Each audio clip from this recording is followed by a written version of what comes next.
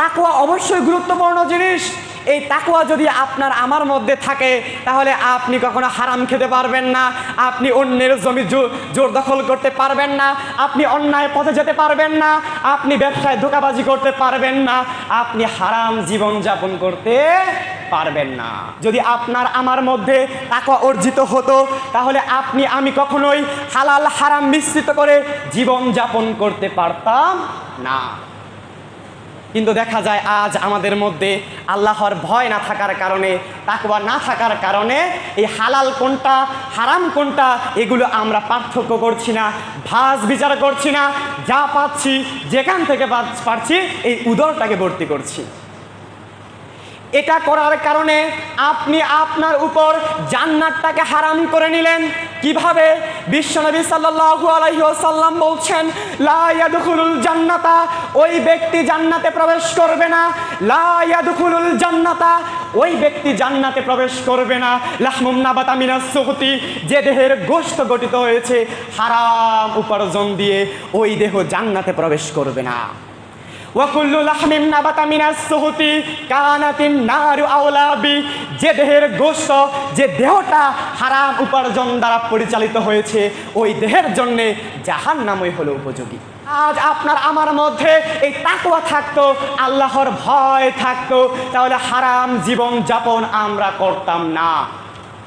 কিন্তু দেখা যায় এই আজ হারাম আমাদের মধ্যে সয়লাভ করে গিয়েছে।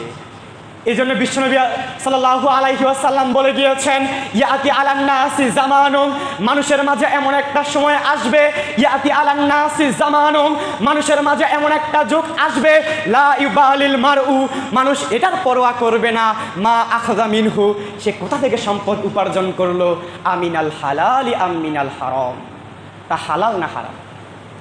মানুষ এটার পরোয়া করবে না যেই খাবারটা মুখে দিচ্ছি এটা হালাল না হারাম, যেই সম্পদটা উপার্জন করেছি এটা হালাল পথে না হারাম পথে, মানুষ এটা বাজ বিচার করবে না।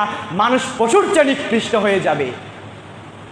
একটা গরু যখন অন্যের ক্ষেতের ফসল খায় তখন সে একটাবার ভাবে না যে এটা তার মনিবের ফসল নাকি পাশের বাড়ির রহিমের ফসল, কারণ সে পশু, তার মধ্যে বিবেক বুদ্ধি কিছু নেই। কিন্তু আপনি মানুষ, হ্যাঁ আপনাকে বলছি আপনি মানুষ, আপনি খাবারটা মুখে দেওয়ার আগে অবশ্যই আপনাকে ভাবতে হবে এই খাবারটা হালাল পথে উপার্জন করেছেন নাকি হারাম পথে উপার্জন করেছেন, কারণ আপনি মানুষ, আপনি আশরাফুল মাখলুকাত, সৃষ্টির সারা জীব হচ্ছেন আপনি মানুষ। আপনাকে ভাবতে হবে, আপনার মধ্যে আল্লাহর ভয় থাকতে হবে। জীবনের প্রতিটা মুহূর্ত যখন আপনি ব্যয় করবেন আল্লাহর ভয় নিয়ে আপনাকে সেটা ব্যয় করতে হবে। যদি আপনি এরকমভাবে জীবনযাপন করেন তাহলে আপনি যত দোয়াই করুন না কেন ওইগুলো আল্লাহর দরবারে কবুল হবে না। এক ব্যক্তি দূর দূরান্ত সফর করলো, মাথার চুলগুলো এলোমেলো হয়ে গেল, উস্কো খুস্কো হয়ে গেল, সে আকাশের দিকে দুহাত তুলে বলছে, ইয়া রব্বি ইয়া রব্বি, ওয়া মাতআমুহু হারাম ওয়া মাশরাবুহু হারাম ওয়া মালবাসুহু হারাম ওয়া গুযিয়া বিল হারাম। সে যেই খাবারটা খায় সেটা হারাম, সে যে পানীয় বস্তুটা পান করে সেটা হারাম, সে যেই গায়ের জামাটা পরে আছে সেটা হারাম, ওয়া গুযিয়া বিল হারাম, আর সে হারামই খেয়ে থাকে। ফাআন্না ইউস্তাজাবু লিযালিক, তাহলে আল্লাহ কি করে এমন ব্যক্তির দোয়া কবুল করতে পারে?